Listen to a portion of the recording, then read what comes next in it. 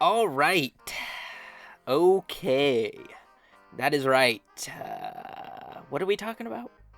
Okay, all right, yes. After a long 5 years of waiting, we finally have our hands on Fallout London. Yes, yeah. We're finally taking a trip across the pond to our first look at Europe's apocalypse. And now, I know a whole lot of you have been pretty excited to see the fish people, bulldogs, and round table, and everything else that Fallout London has to offer. Well, just sit back, grab your fish and chips, and let's just jump right into things.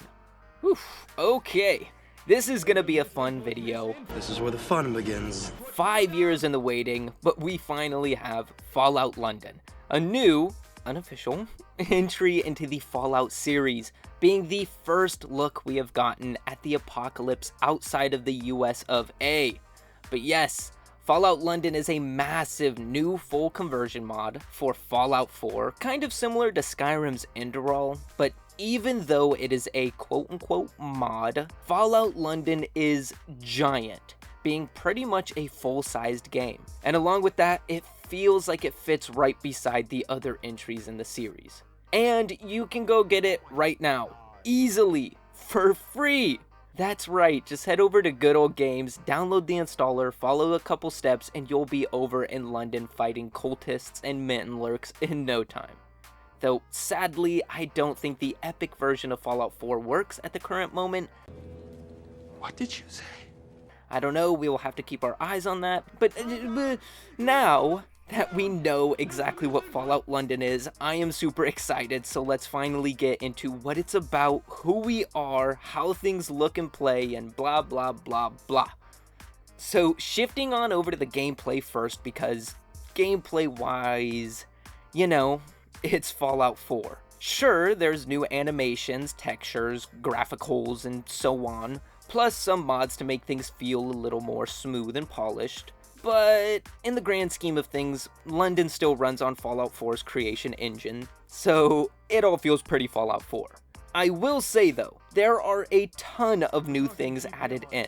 First, there is a whole plethora of new weapons that are all great looking and, honestly, way better than Fallout 4. And then with that too, we also see a bunch of new clothing and armor options, all better fitting to the new location. Then there's new creatures, and all new races and groups of hostiles and friendlies. There's the enemy clans like the Jacktars and Cannibals, but also the Tommy Guard, which is like the British NCR, or even the Gilly Fish people, the Tomsfolk, living it up in Tom's Haven. Then, come on. Come on. We are in a whole new location, a whole new country. Finally, after like 300 hours, I can wander aimlessly once again, discovering unknown areas, and just not knowing exactly where I need to go for that next quest. And speaking of quests, there is an all-new story too to experience, full of old revolutionists, tree people cults, Gex even, and then some type of evil British vault tech. Like, it is a fully fleshed out new story, full of side arcs, factions, giving you just a bunch more playtime.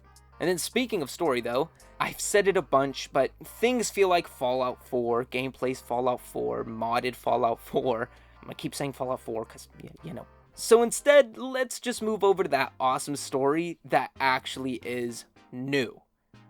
And really quick before getting on with it, if you are enjoying this video and you want to see more like it, why not slap that like and throw a sub the channel's way to stay up to date on everything to come.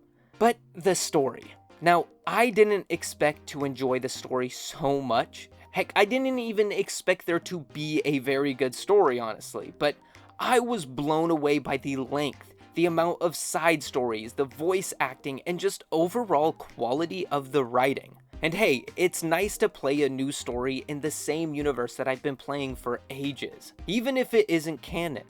But, story-wise, you find yourself waking up in some sort of tube like a super mutant, and outside some scientists are deciding what to do with you, when suddenly a group of people break in and take out the lab rats. Through the attack, your tube breaks and you are free to find your way through the maze-like lab. You collect your attaboy on the way out, which is like a The Attaboy's like a Britain's Pip-Boy made by the Britain's Vault-Tec. But then, once you find your way out of the lab, you are in a train station, and you hop on a tram to make your great escape. And then it instantly crashes, both the train and your game. Apparently there's a big issue with the train sequence crashing. If you are having issues with crashing, download Buffout 4, perfect mod, fixed everything for me. And if you're having issues with high FPS, like getting to high FPS and everything sitting at 55, not utilizing everything, go ahead and download the high physics FPS mod, I think. I don't know, that fixed everything up. You might have to go through the manual downloading process, as activating Fallout in Vortex did break my Fallout London. It did not work the same, so just a heads up. Download manually, get Buffout 4, get high FPS and physics, whatever. It will make the performance 10 times better. But that's not part of the story. You wake up after the train crash once more though, this time actually free and all alone in the British wasteland. From there, you just want to know who you are and what exactly is going on, what the lab was, and you venture off. On your ventures, you meet gang members, fish people, tree cults. You even get to see the Apocalypse Round Table. And all the while, you are just trying to track down your origins. But now, I do know that everything is still pretty new. I bet a few of you are looking forward to playing it yourself, so I won't spoil any more of the story. I'll keep it there, it's really good. I do advise that you check it out for yourself. And hey, even if you don't have Fallout 4 on PC yet, you can get it. I don't think it should be that expensive, but if you get Fallout 4, then you're getting 2 games out of it, both with long playtimes, great stories, and a bunch of mods to spice things up. Yes, that is right, Fallout London has its own Nexus page even. So yeah, go check it out. But I do think that is enough of the story though. I don't want to spoil too much, so the rest is up to you. Now though, I want to move things over to a look behind the scenes at the creators and development of Fallout London. Okay, so as I did state before, Fallout London is a full conversion mod compiled of a bunch of different custom and already made mods for Fallout 4, which development started 5 years ago in 2019. And the team behind Fallout London's creation and development is Team Folon, or just Folon, or Fallen. Oh, wait, it's Fallout London, Folon, okay. I didn't know that. Okay. I don't know. I'm pretty sure this is their first work, so Folon or Fallen being Fallout London definitely makes sense, but I could be wrong. But if it is their first work, I mean, London is pretty impressive. Impressive. I say that only because Fallout London might just be a quote-unquote mod, but this is pretty much just the next new entry into the series. The map is as big as Fallout 4, there's a whole new squad of writers, programmers, artists, and developers, I mean even composers. Then London was even delayed like every single other AAA game today. And plus, you can pick it up on Good Old Games, a legit game client. So, as far as I'm concerned, this is an all-out full game. And yeah, sure, the release was a little rushed and a little rocky, but to the people who are complaining about texture issues, about inconsistencies, or, lazy devs, come on. I mean Cub-Ud. Why are you complaining about a practically full game released for free? I don't know. In the end of the day though, I can only keep yapping on so much about Fallout London, so I think I'll just wrap things up with my final thoughts before ending things off. So yeah, I personally really enjoyed Fallout London. I didn't even expect or notice the game until it actually released. But then, once seeing all the posts on release day, boy oh boy was I excited to get it and see what it was like for myself.